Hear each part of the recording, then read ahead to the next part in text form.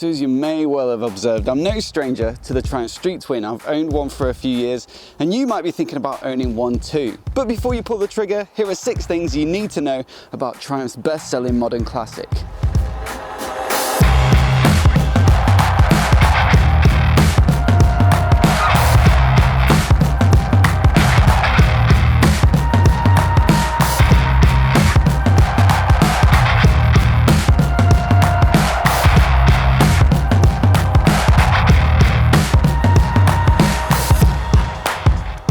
Now, over the years, I've amassed a fairly decent following of Street Twin owners on Instagram, so I thought it'd be a good idea to poll them, ask them what are their favourite things about the bike and some of their least favourite things as well. Now, across the board, pretty much everyone said this. Their favourite thing about it is the looks. It's easy to see why. It's a beautiful looking bike. It's got that sort of classic old school retro silhouette, the proportions, the shape of the tank, the way the engine looks, all pretty traditional. But if you compare it to something else like the T100, T120, this one's slightly more on the modern side. It doesn't get spoke wheels, there's no chrome. It's a bit of a hybrid really, especially in this 2021 edition. So they've made a few tweaks like new wheels, new headlight brackets, different side panels, new covers for the throttle bodies, all of which I think push it in an even more modern direction. Triumph always base these changes on customer feedback, and they told me when I interviewed them about it that that's what people have been asking for. They might have bought the first generation, but it was just a little bit too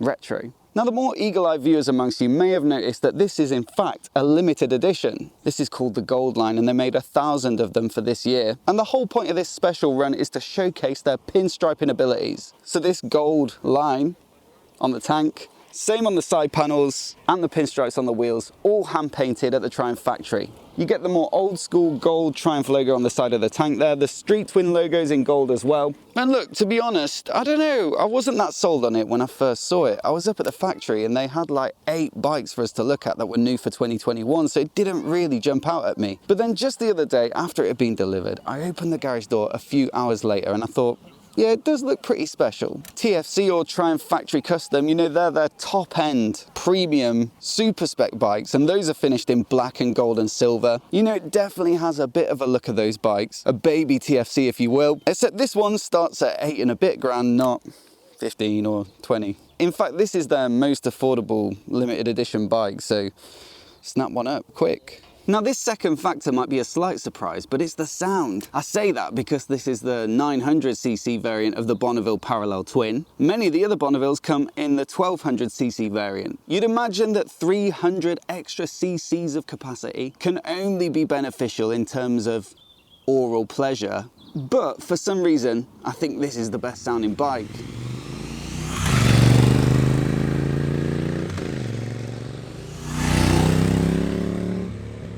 Every Bonneville across the range has the same 270-degree crank, so it gives it more of the sound and feel of a V-twin, pretty much the standard now for parallel twins actually. But for me, there's just something about this specific silencer that sounds way more beefy and raspy than it ought to for a Euro 5 compliant bike. Now, of course, you could swap it out for an official accessory Vance & Hines pipe, or something aftermarket like Motone or any of those third-party manufacturers, and they all sound fantastic and give it a bit more volume. But even with these stock exhausts, I don't think you'll get bored of the soundtrack.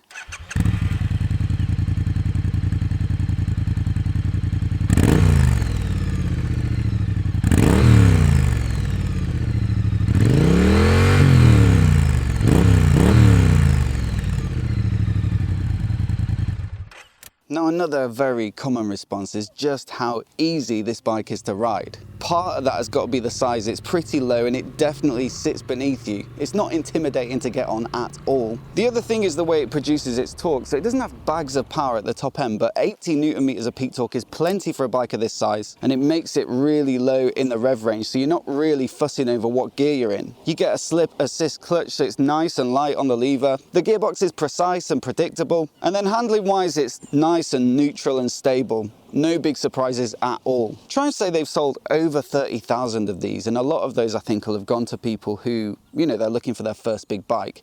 It's absolutely ideal for that, as well as more experienced riders. It also rates really well for comfort. Now, one of the things that I liked straight away about it was how low the seat is. On the first generation, it was 750mm, which is about as low as it gets for this style of bike. This year, they've added a little more padding in the seat, and that takes it up to 765mm, so slightly taller, but still, it's narrower at the front, and it should be easy to get on with for all but the shortest riders. When you combine that nice, low, laid-back seating position with the bars, which are fairly wide and high up, I mean, it's not a cruiser, but you're getting for that sort of position where you're going to be sat up looking forward at the traffic. You're not hunched over at all. It's easy on your lower back, plenty of space down to the foot pegs, and they're not too far tucked back. And then the suspension is definitely set up on the slightly comfortable side. On my own bike, I fitted some progressive Hagen fork springs and some Hagen shocks as well to firm it up, tighten up the handling. But in hindsight, riding this bike today, the slightly softer ride is a bit easier to get on with day in, day out. So as you can tell, many positives of this fantastic little bike, but there are a couple of reasons that you might want to look elsewhere in the Triumph lineup. One of them is that low seat height. I'm 5'9",